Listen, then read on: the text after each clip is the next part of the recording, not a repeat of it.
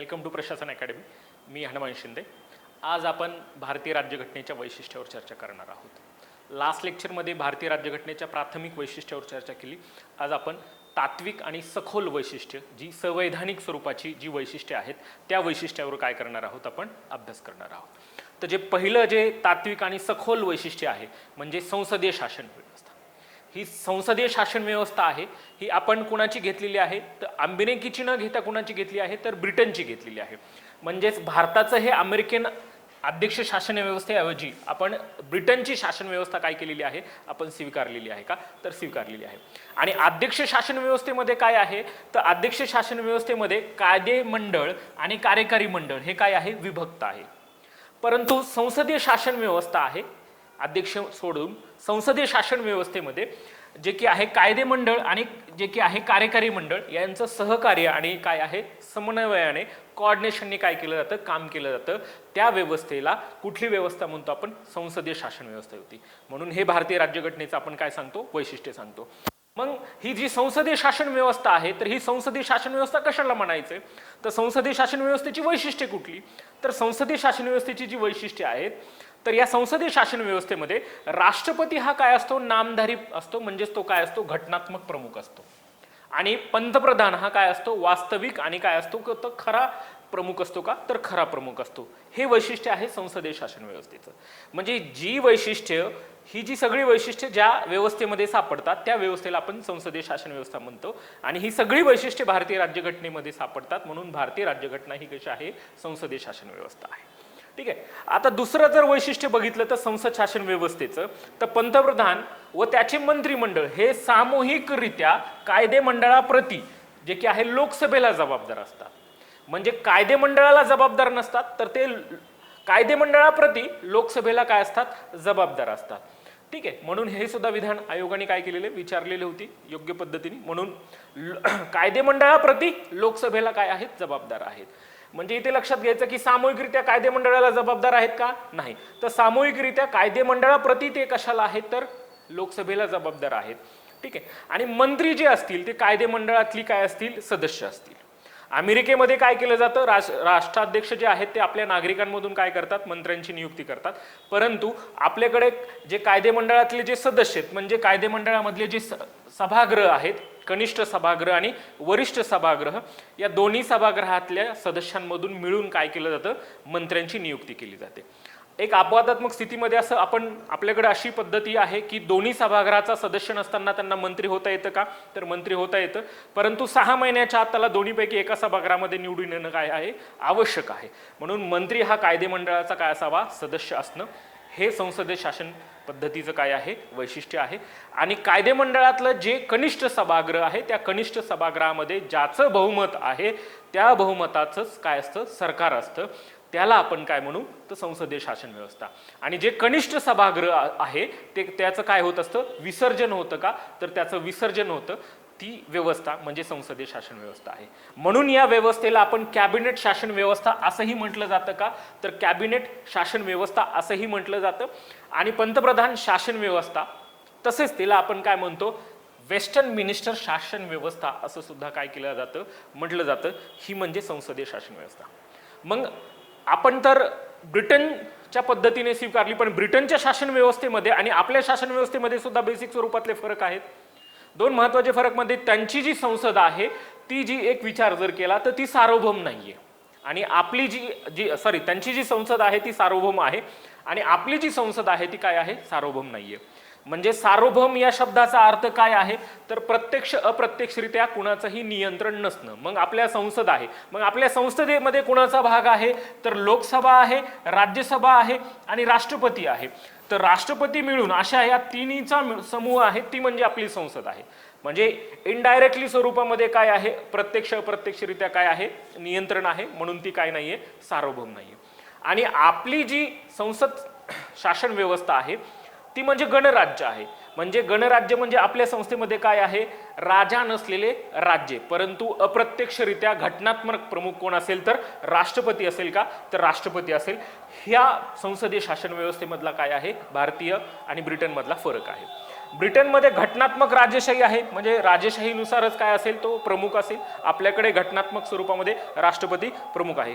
हा बेसिक आपला भारत आणि ब्रिटन यांच्या शासन व्यवस्थेतला काय आहे फरक आहे का, तर तो फरक आहे. ठीक आहे. ही जी वैशिष्ट्ये आहेत ती वैशिष्ट्ये म्हणजे कुठली वैशिष्ट्ये आहेत संसदीय शासन व्यवस्थेची, आणि ही सखोल आहे. याच्यामध्ये सिद्धांत आहे एक प्रकारचा आणि सखोल स्वरूपाची तात्विकता आहे, तत्व आहेत, म्हणून त्याला आपण जे की सखोल वैशिष्ट्य म्हणतो, तात्विक वैशिष्ट्य म्हणतो. दुसरं जे वैशिष्ट्य आहे भारतीय राज्यघटनेचं जे की तात्विक स्वरूपाचं, प्रजासत्ताक लोकशाही. प्रजासत्ताक लोकशाही म्हणजेच गणराज्य लोकशाही. ठीक आहे. आणि मग ही प्रजासत्ताक लोकशाही आहे. मग आपल्याकडे जी लोकशाही आहे ती लोकशाही कशी आहे, प्रतिनिधी मार्फत, म्हणजे प्रतिनिधी मार्फत चालवले जाणारं जे सरकार आहे त्याला आपण लोकशाही म्हणतो. आणि आपल्या सर्वांना माहीत असलेली जी अब्राहिम लिंकनची जी व्याख्या आहे ती म्हणजे लोकांनी लोकांसाठी चालवलेलं जे चालवलं जातं त्याला आपण काय म्हणतो, लोकशाही म्हणतो का, तर लोकशाही म्हणतो त्या राज्याला आपण. मग आता लोकशाहीमध्ये विचार केला तर प्रत्यक्ष लोकशाही आणि अप्रत्यक्ष लोकशाही. आता अप्रत्यक्ष लोकशाही आपल्याकडे कशी लोकशाही आहे, अप्रत्यक्षरित्या लोकशाही आहे. अप्रत्यक्ष स्वरूप म्हणजे काय आहे की लोक आपल्या लोकप्रतिनिधी मार्फत काय करतात, सत्तेमध्ये राज्यांचा वापर करू म्हणजे की राज्याचा वापर करत असतात. आणि आपली जी लोकशाही आहे ती प्रतिनिधिक लोकशाही आपण त्याला म्हणू, म्हणजे प्रतिनिधी मार्फत लोकशाही आहे. मग ही जी अप्रत्यक्ष लोकशाही आहे या अप्रत्यक्ष लोकशाहीमध्ये राष्ट्रपती हा कसा असतो, लोकनियुक्त असतो. राष्ट्रपती कसा आहे, लोकनियुक्त आहे. ठीक आहे. आणि प्रजासत्ताक राज्य असावं म्हणजेच ब्रिटन हे पहिलं काय आहे तर प्रतिनिधिक लोकशाही आहे. म्हणजे ब्रिटन हे प्रतिनिधिक स्वरूपाची लोकशाही असल्यानं पहिलं एक स्वरूपातला देश आहे. पण आपण ब्रिटनचंच एक मुख्य स्वरूपात आहे, काही गोष्टी स्वीकारल्यात. म्हणून एक लक्षात घ्यायचं की आपल्याकडे काय आहे की राष्ट्रपती लोकनियुक्त असतो आणि अप्रत्यक्ष लोकशाही आहे, म्हणजे लोक काय करतात की आपल्या लोकप्रतिनिधी मार्फत काय करतात, जे की आहे सत्तेचा राज्याचा काय जे की आहेत काय करतात, वापर करतात.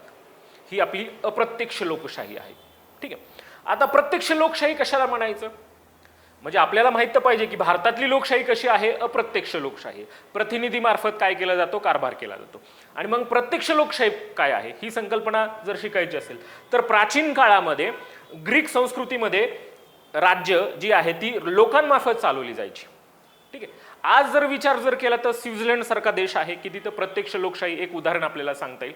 म्हणून प्रत्यक्ष लोकशाहीमध्ये बघायचं की लोकांमध्ये जे की आहे लोकशाहीमध्ये प्रत्यक्ष सहभाग असतो. म्हणजेच लोकशाही ही कशी, या लोकशाहीला असं काय म्हणू आपण, अप्रतिनिधिक लोकशाही असं म्हणू. आणि मग या प्रत्यक्ष लोकशाहीतली जी साधनं आहेत ती साधनं किती आहेत, 3 आहेत. एक आहे आमसभा, जनरल बॉडी. ठीक आहे. त्याच्यानंतर जनमताद्वारे आणि प्रत्यावहन. ही 3 गोष्टी म्हणजे आमसभा, जनरल बॉडी ही जी साधनं आहेत ही पहिलं साधन. जनमत, एखादा निर्णय लोकांसमोर ठेवला जातो आणि लोकांनी तो निर्णय मान्य केला तर तो निर्णय होईल.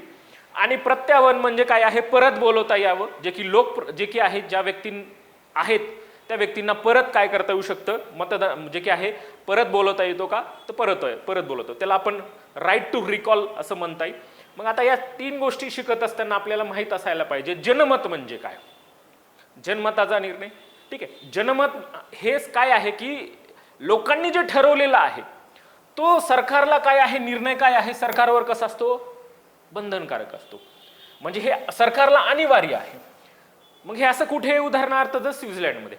आणि जो की आहे सरकारसाठी निर्णय कसा आहे, ऐच्छिक स्वरूपातला आहे. ते सध्याचं उदाहरण जर सांगितलं तर काय आहे ते ब्रिटनमध्ये आहे. मग आता ही जी 3 साधनं अस्तित्वात आहेत, कुठली 3 साधनं, एक तर जे की आहे आमसभा, दुसरं आहे जनमत आणि राईट टू रिकॉल. ही 3ही साधनं विचार केला तर स्वित्झर्लंडमध्ये आहेत. आता एक लक्षात घ्यायचं की यामध्ये एक पहिला मुद्दा लक्षात घ्यायचा की प्रत्येक कायद्याला जनतेने जनमताद्वारे पाठिंबा देणं गरजेचं आहे. म्हणजे जर एखादा निर्णय घ्यायचा असेल तर जनमताचा पाठिंबा काय आहे, आवश्यक आहे. ठीक आहे. आणि प्रत्येक घटना दुरुस्तीमध्ये सुद्धा कुणाचं दुरुस्ती करायची असेल तर काय जनमत घेणं काय आहे, महत्वाचं आहे का, तर महत्वाचं आहे. आणि प्रत्यावहन ऑलरेडी सांगितलं की त्याला परत बोलवता येणं. म्हणजे जनमत हा मुद्दा लक्षात आला, सभा हा मुद्दा लक्षात आला आणि प्रत्यावहन हा लक्षात. मग आता कुठल्या देशांमध्ये या सगळ्या 3ही गोष्टी जर बघितल्या तर स्वित्झर्लंडमध्ये. मग आता काही देशांमध्ये कुठले मुद्द्यांना प्राधान्य आहे, जनमताला आहे किंवा प्रत्यावहनाला आहे. जर फ्रेंचचा जर विचार जर करायचा म्हटला तर तिथे काय केलं जातं की जनमत घेण्याचा अधिकार कुणाला आहे? राष्ट्रपतीला आहे. आता आपल्याकडे आपण बघूच, ठीक आहे. तर मुळात आपल्याकडे जे की लक्षात घ्यायचं की फ्रेंच अगोदर पाहू की फ्रेंचमध्ये जनमत घेण्याचा अधिकार कुणाला आहे? राष्ट्रपतीला आहे. आणि अमेरिकेमध्ये जनमत घेण्याचा अधिकार 21 राज्यापैकी त्यापैकी 7 राज्यात जनमत काय आहे? अनिवार्य आहे, म्हणजे लोकांच्या बाबतीतलं, ठीक आहे. अशा पद्धतीने मुद्दा इथे काय होतो? उपस्थित होतो. मग राईट टू रिकॉल म्हणजेच प्रत्यावर्तन आहे. जगामध्ये 20 देशामध्ये संकल्पना ही लागू आहे आणि स्वित्झर्लंडमध्ये ही संकल्पना योग्यरित्या काय केली जाते? राबवली जाते. आता भारतामध्ये जर विचार केला तर भारतामध्ये राईट टू रिकॉल म्हणजे प्रत्यावहन जे की आहे, परत बोलवण्याचा जो अधिकार आहे, तो भारतामध्ये कोणत्या कायद्यामध्ये जन्मताविषयी काय नाहीये? आपल्याकडे तरतूद नाहीये. म्हणजे जन्मताची आपल्याकडे काय नाहीये? तरतूद नाहीये. भारतामध्ये राईट टू रिकॉल वापर हा स्थानिक स्वराज्य संस्थेमध्ये केला जातो, म्हणजे उमेदवारांना माघारी बोलवणं जे की आहे परत बोलवण्याचा अधिकार. आणि तो लागू करणारं पहिलं जे राज्य आहे ते म्हणजे कुठलं आहे? मध्य प्रदेश. त्याच्यानंतर सिक्कीम, छत्तीसगड, केरळ, ओडिसा या राज्यात लागू आहे, ठीक आहे. मग महाराष्ट्रात जो राईट टू रिकॉल आहे ही संकल्पना अप्रत्यक्षपणे राबवली जाते आणि ती अप्रत्यक्षपणे राबवली जाते म्हणजे अविश्वासाचा ठराव. म्हणजे अविश्वासाचा ठराव मांडायचा आहे, तो अविश्वासाचा ठराव पारित झाला की त्याला काय करता येईल? परत बोलवता येईल. अशा पद्धतीचा महाराष्ट्रामध्ये काय आहे? राईट टू रिकॉल आहे, ठीक आहे. हा मुद्दा आहे. म्हणून लक्षात आलं का की आपल्याकडे लोकशाही जी आहे, आपली लोकशाही अप्रत्यक्षरित्या आहे, ठीक आहे. आणि प्रत्यक्ष लोकशाही आहे तर प्रत्यक्ष लोकशाहीमध्ये 3 महत्त्वाची साधनं आहेत.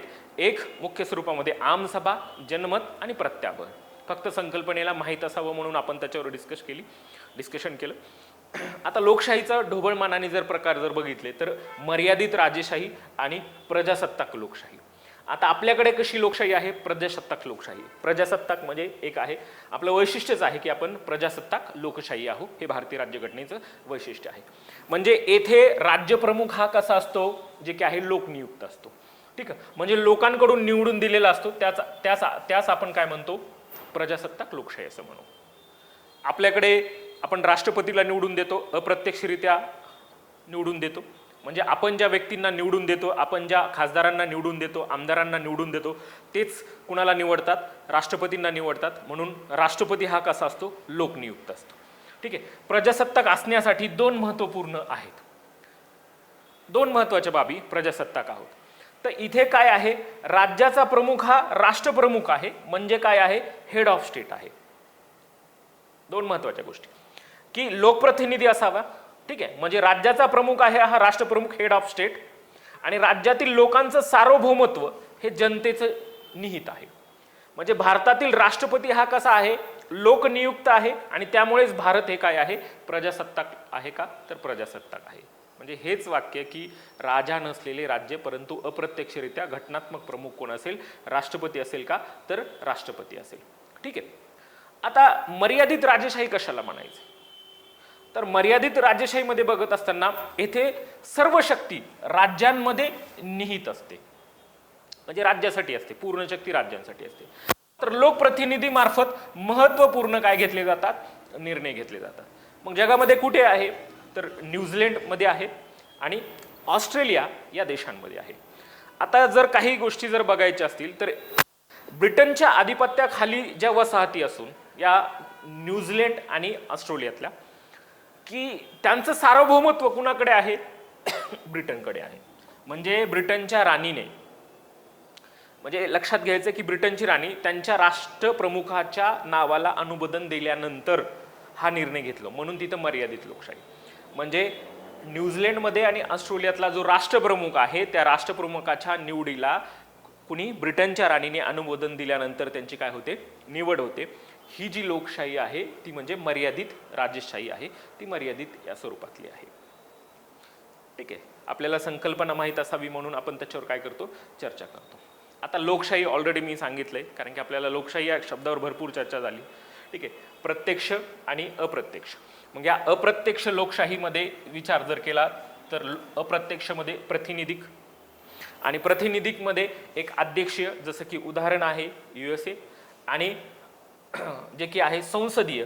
आणि या संसदीयमध्ये पाहत असताना जे की आहे व्यवस्थेमध्ये बघत असताना जी की आहे ती म्हणजे तिथे काय आहे तर हेड ऑफ स्टेट हा राष्ट्रपती आहे आणि हेड ऑफ गव्हर्नमेंट हे कोण आहे तर पंतप्रधान आहेत. अशा पद्धतीने आपल्याकडे काय आहे हे भारतीय राज्यघटनेचं वैशिष्ट्य आहे. ठीक आहे.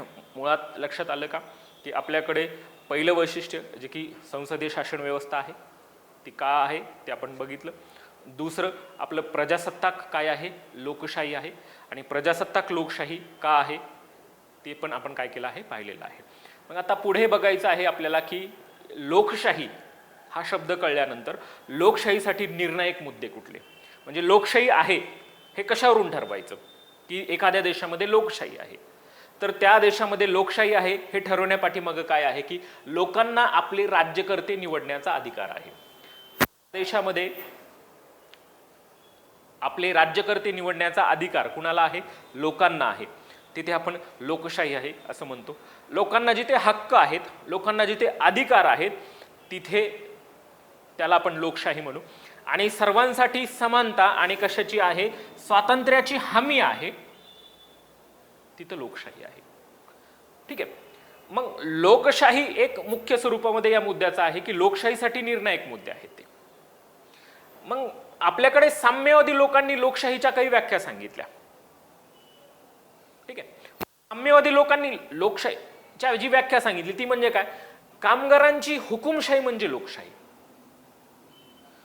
साम्यवादी एक समाजवाद आणि साम्यवाद एका नाण्याच्या दोन बाजू म्हणून साम्यवाद जी व्याख्या आहे की कामगारांची हुकुमशाही म्हणजे तिथं लोकशाही आहे. ठीक आहे. त्याच्यानंतर समाजवाद म्हणजे काय तर समाजवाद म्हणजे काय तर उत्क्रांतीच्या मार्गाने उद्दिष्ट साध्य करायचं. ठीक आहे. क्रांतीच्या मार्गाने अंतिम उद्दिष्ट साध्य करणं त्याला आपण साम्यवाद म्हणू. म्हणजे एक प्रकारे हा काय आहे समाजवाद हा जर मवाळ असेल तर हा काय आहे जहाल आहे साम्यवाद. मग समाजवादामध्ये काय उत्क्रांतीच्या मार्गातून काय करून आणायचं आहे आपलं उद्दिष्ट करायचंय म्हणजे संपत्ती शोषणाला काय करायचा विरोध असेल. आणि उत्पन्नाची जी साधनं आहेत ती सामूहिक मालकीची असावीत. मार्गदर्शक तत्वामध्ये आपण या मुद्द्यांचा विचार करणार आहोत की उत्पन्नाची साधनं ही कशी असावीत सामूहिक मालकीची असावीत. ठीक आहे. त्यानंतर मार्गदर्शक तत्वांचा स्वीकार असावा तो अवलंब केलेला असावा हा झाला समाजवाद. ठीक आहे. साम्यवाद म्हणजे काय तर क्रांतीच्या मार्गाने अंतिम उद्दिष्ट साध्य करू इच्छिणारे त्याला आपण काय म्हणू साम्यवाद. आता समाजवादी दृष्टिकोन कशाला म्हणायचं तर समाजवादी दृष्टिकोन काय आहे की आपल्याकडे हा आपण 42वी घटना दुरुस्ती 1976 समाजवादी हा शब्द आपण काय करण्यात आला ऍड करण्यात आला. आणि हे एक साहजिकच आहे की ही विचारधारा आहे म्हणजे ही मार्गदर्शक तत्व समाजवादी दृष्टिकोनातून आपल्याला समाजवादी दृष्टिकोनातली मार्गदर्शक तत्व बघायची आहे. आणि मग आपण जी मार्गदर्शक तत्व आहेत ती आपण साहजिकच आहे की कुणाकडून आयरिशकडून घेतली आणि आयरिशनी कुणाकडून घेतली होती तर स्पेनकडून घेतली होती. ठीक आहे. अशा पद्धतीने समाजवादी दृष्टिकोन काय आहे. आणि लोकशाही समाजवाद म्हणजे काय मी फक्त या शब्दांचे अर्थ सांगतोय पुढे आपल्याला या सगळ्या मुद्द्यांचा कामाला येतील. लोकशाही समाजवाद म्हणजे काय की लोकशाही मार्गाने समाजवादाचं ध्येय प्राप्त करायचं. आता लोकशाही हा शब्द ऑलरेडी आपण शिकलोय म्हणून लोकशाही जे की आहे मार्गाने समाजवादाचं ध्येय काय करायचे प्राप्त करायचे याला पंडित नेहरूंचं समर्थन होतं म्हणून त्यांनी समाजवादी दृष्टिकोन म्हणून त्यांनी लोकशाही समाजवाद हा मुद्दा काय केला पुढे स्वीकारला. ठीक आहे.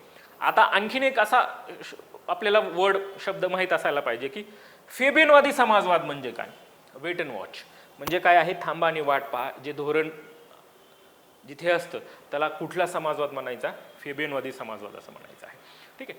बघा जे की आहे राष्ट्रवाद म्हणजे काय शब्दांचे अर्थ सांगतोय म्हणजे पुढे कामाला येतील. राष्ट्रवाद यात मानवहितापेक्षा राष्ट्राला काय असतं प्रथम प्राधान्य असतं त्याला राष्ट्रवाद म्हणू. मग आंतरराष्ट्रवाद म्हणजे काय तर आंतरराष्ट्रवाद म्हणजे मानवहित हे काय आहे सर्वोच्च प्राधान्य आहे. इथे टागोर आणि नेहरू यांचा तिथे काय दिसतो प्रभाव दिसतो. म्हणजे एक लक्षात घ्यायचं आहे की उत्क्रांतीवाद समाजवाद क्रांती मार्गाविरुद्ध लोकशाही आणि समाजवाद काय करायचा आहे स्वीकारायचा आहे.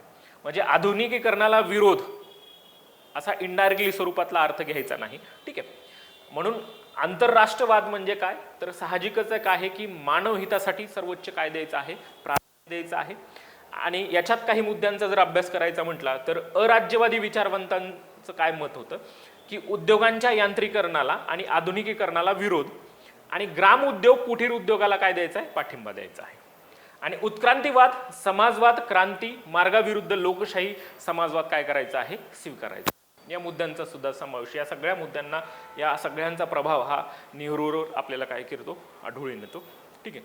आणि माओवाद काय आहे, तर माओवाद ही संकल्पना रक्तरंजित संघर्षातून काय करायचे, परिवर्तन घडून आणायचे, समाज तयार होऊ शकतो, त्याला आपण माओवाद म्हणतो. म्हणजेच बंदुकीच्या नळीतून केवळ गोळीच बाहेर येते असं नाही, तर सत्ताही बाहेर पडते त्याच्या जोरावर.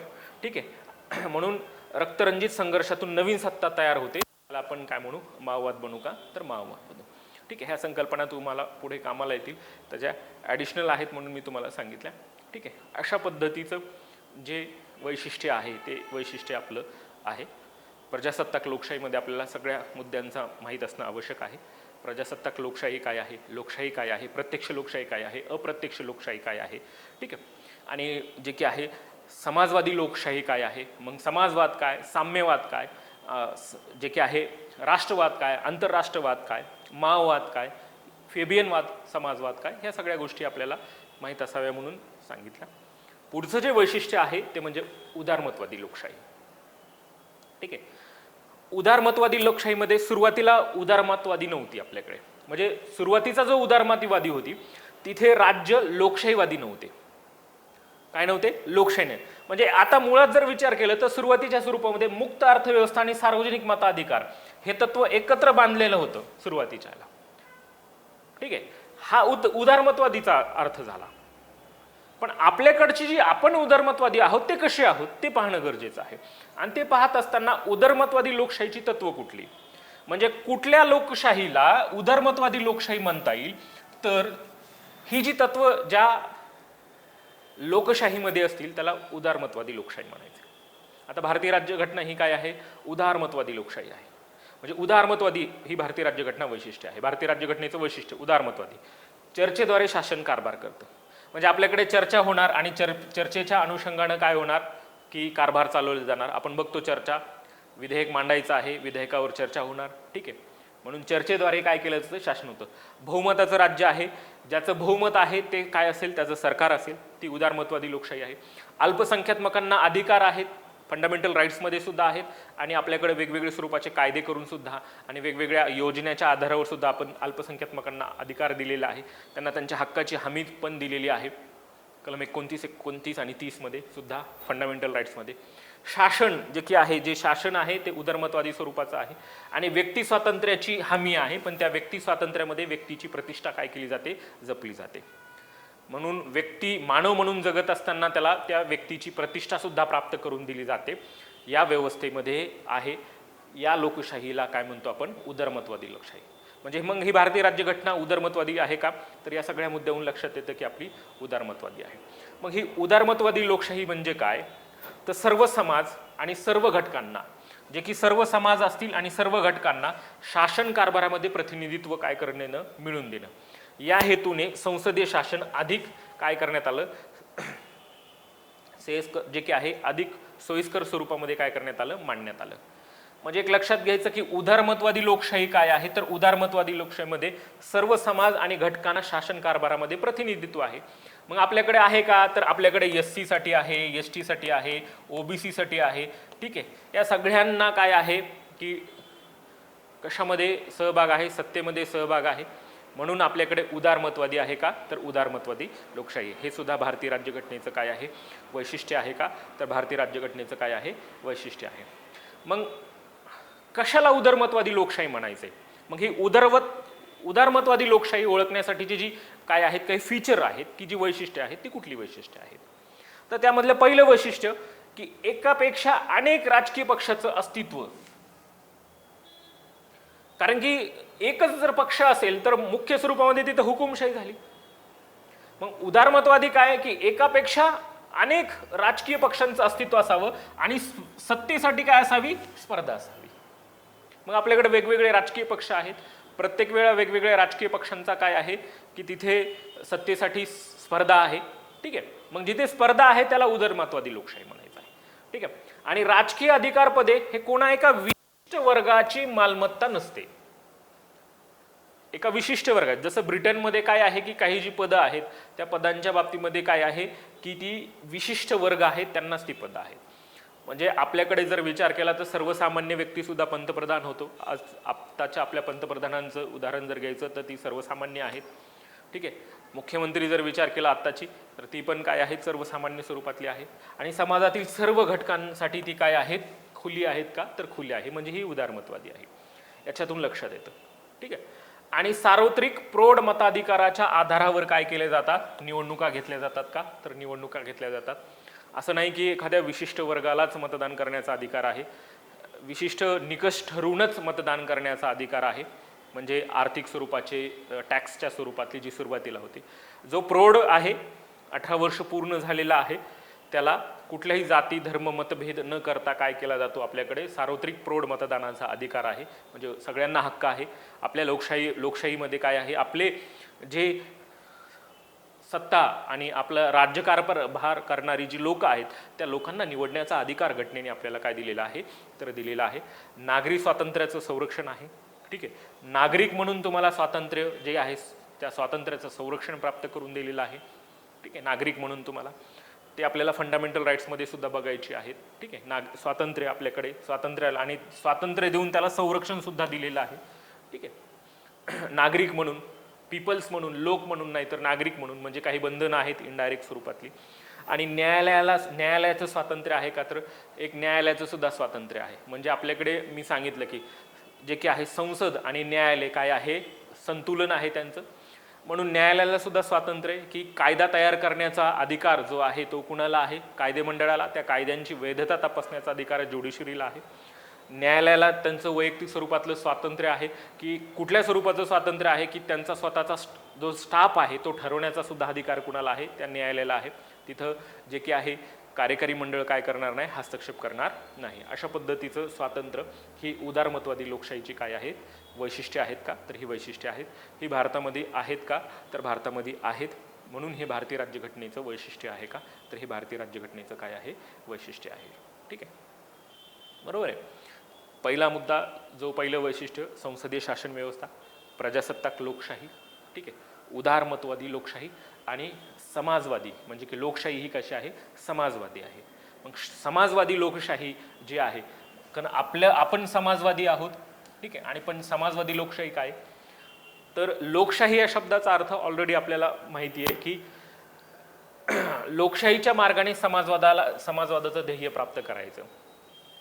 काय लोकशाही समाजवाद काय की लोकशाहीच्या मार्गाने समाजवादी ध्येय प्राप्त करायचं.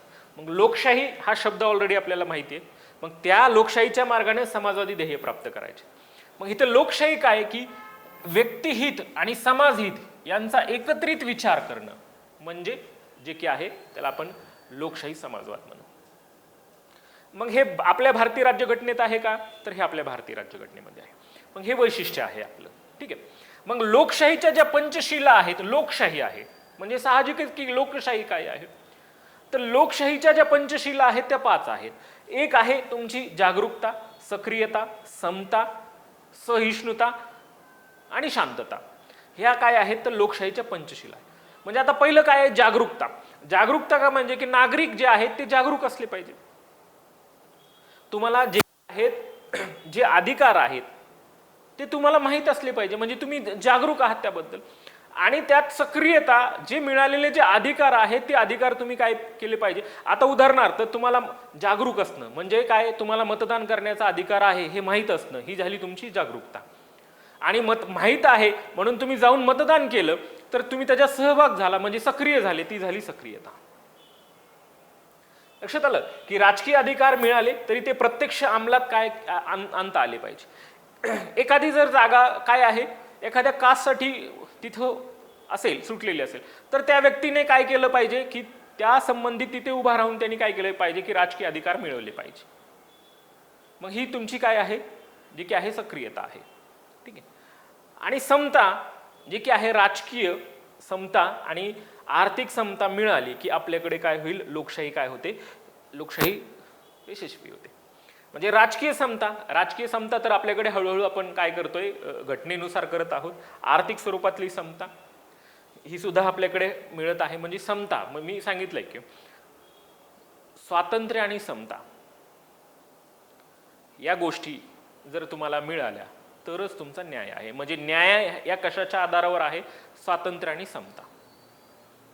ठीक आहे, स्वातंत्र्य मिळालं पाहिजे आणि समता सुद्धा, स्वातंत्र्य आणि समता याच्या आधारावर.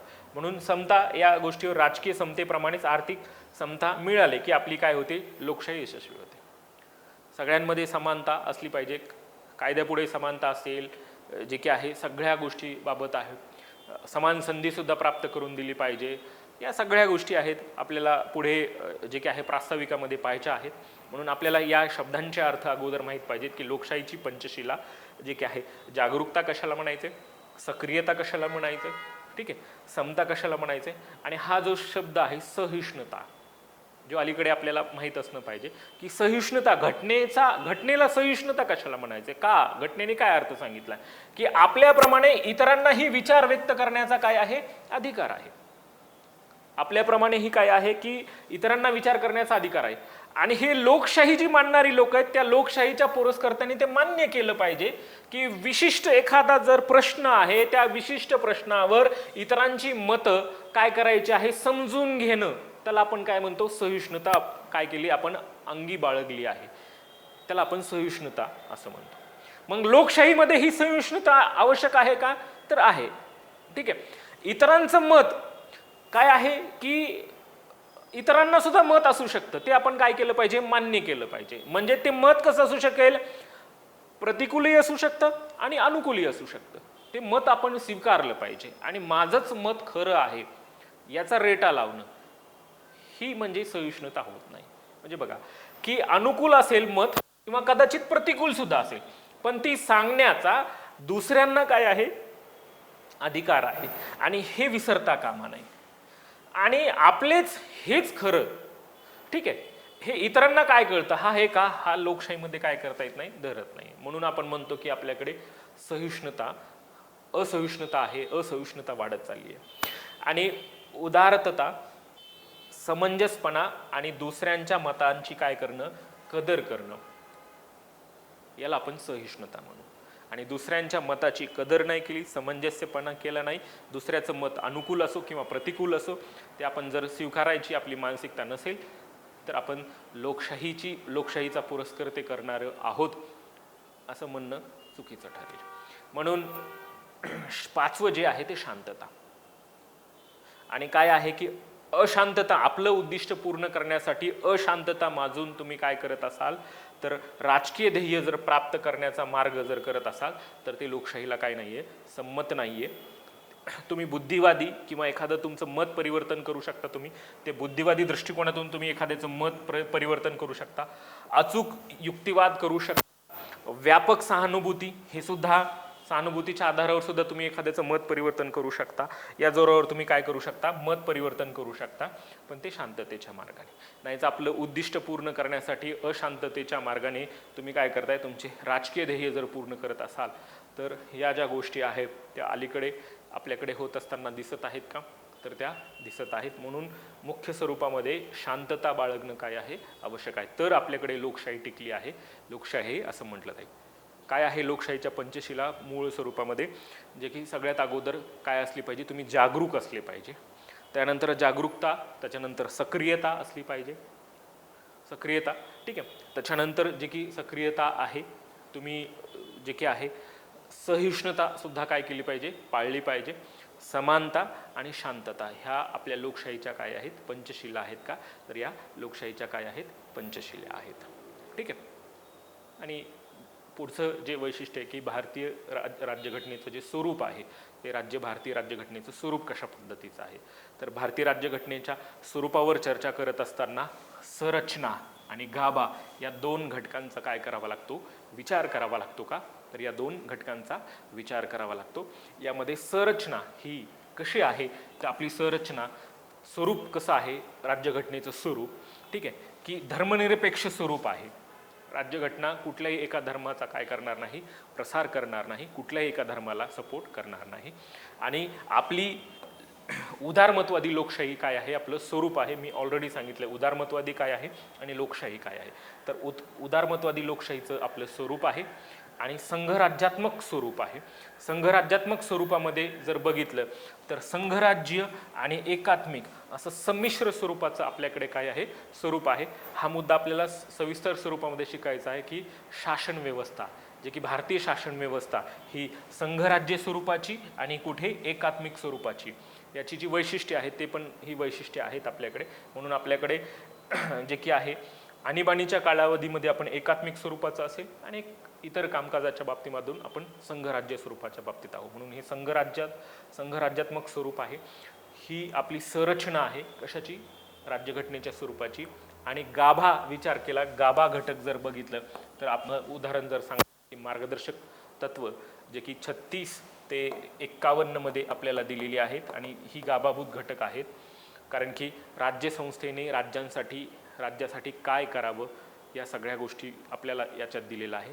ते एक प्रकारचं आपल्या राज्यघटनेचं काय आहे, स्वरूप आहे का, तर राज्यघटनेचं काय आहे, स्वरूप आहे. अशा पद्धतीने भारतीय राज्यघटनेच्या वैशिष्ट्यांमध्ये याचा समावेश आहे. आपल्याला शासन व्यवस्थेच्या वैशिष्ट्यावर सविस्तर स्वरूपामध्ये काय करायचे, चर्चा करायची आहे. मग राज्यघटनेच्या स्वरूपाबद्दलची जी मतं आहेत त्या मताबद्दल आयोगाने कधी प्रश्न विचारलेले आहेत. ती म्हणजे कुणाचं काय मत आहे, तर सर आयव्हर यांचं काय मत होतं की भारतामध्ये प्रबळ केंद्रीकरणाचे धोरण असलेले संघराज्य व्यवस्था आहे. ठीक आहे.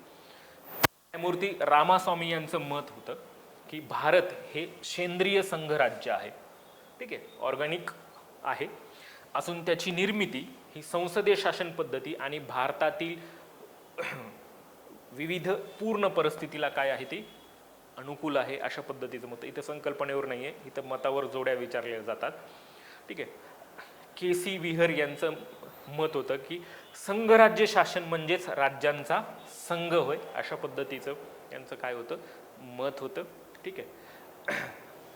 ॲस्टिन यांचं मत काय होतं, ग्रॅनव्हिल ॲस्टिन यांचं मत की भारतीय राज्यघटना ही पूर्णतः संघीय किंवा पूर्णतः एकात्मिक स्वरूपाची नसून त्यात दोन्हींचा सुद्धा काय करण्यात आलेला आहे, मेळ घालण्यात आलेला आहे, असं मत ॲस्टिनचं होतं.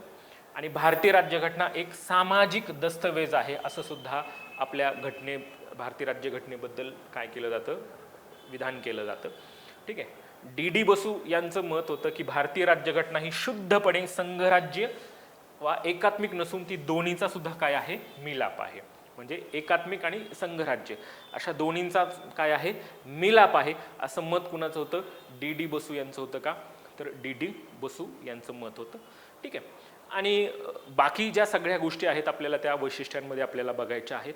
या भारतीय राज्यघटनेच्या तात्विक वैशिष्ट्ये आणि सखोल वैशिष्ट्यांच्या बद्दल काही महत्त्वाच्या ज्या लक्षवेधी आहेत त्या महत्त्वाच्या लक्षवेधीबद्दल जर आपल्याला विचार जर करायचा तर त्यामध्ये जे की आहे पहिली लक्षवेधी की भारतीय राज्यघटनेने स्वीकारलेल्या संसदीय पद्धतीमध्ये पंतप्रधान हा खरा काय असतो, प्रमुख असतो.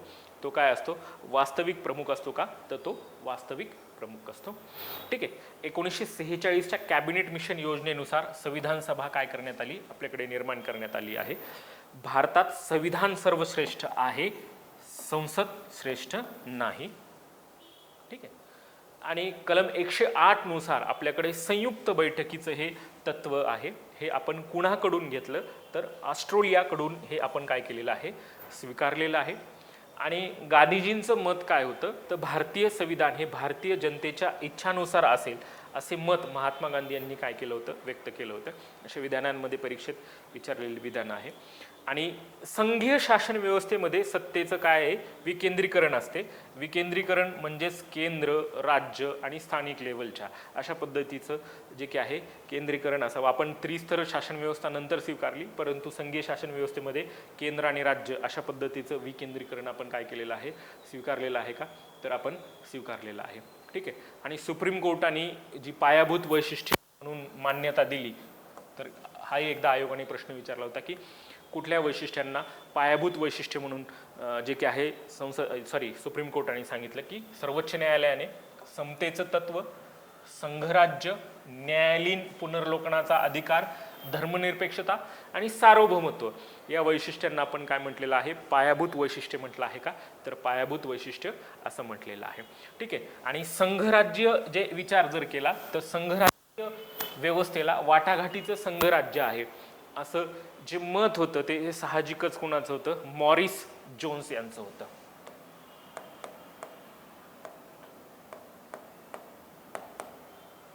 ठीक आहे. भारतीय संघराज्य व्यवस्थेला वाटाघाटीचे संघराज्य आहे असं कोण म्हटले? तर मॉरिस जोन्स हे म्हटले का? तर हे म्हटले. आणि पुढचा जो लक्षवेधी मुद्दा आहे तो म्हणजे एकात्मतेकडे कल असलेलं संघराज्य स्वरूप म्हणून प्राध्यापक D.N. बॅनर्जी यांनी संघराज्याचं काय केलं? वर्णन केलं. संघराज्यांच्या वैशिष्ट्ये आपल्याला सविस्तर स्वरूपामध्ये पाहायचे आहेत, त्याच्यावर आपण चर्चा करणार आहोत. इथं त्याच्या संदर्भात मुद्दा आला म्हणून सर्वसमावेशक पद्धतीने चर्चा करत आहोत. CH यांनी संघराज्य म्हणून काय केलं? वर्णन केलं का? तर वर्णन केलं. आणि कमालीचं संघराज्य म्हणून की आहे पॉल ॲपल यांनी काय केलं होतं की उल्लेख केला की कमालीचं संघराज्य म्हणून जे काय आहे पॉल जे की आहे ॲपलबी यांनी उल्लेख केला. आणि KV राव यांनी जे की आहे की केंद्रीकरण झालेले संघराज्य म्हणून संघराज्याचं काय करण्यात आलं? वर्णन करण्यात आलं का? तर वर्णन करण्यात आलं. ठीक आहे. आणि CH जे की आहे संघराज्य म्हणून काय केला? त्याचा उल्लेख केला का? तर त्याचा काय केला? उल्लेख केला. अशा पद्धतीने जे की आहे भारतीय राज्यघटनेची ही काय आहे? तात्विक स्वरूपाची काय आहेत? वैशिष्ट्ये आहेत का? तर तात्विक स्वरूपाची वैशिष्ट्ये आहे. Thank you so much.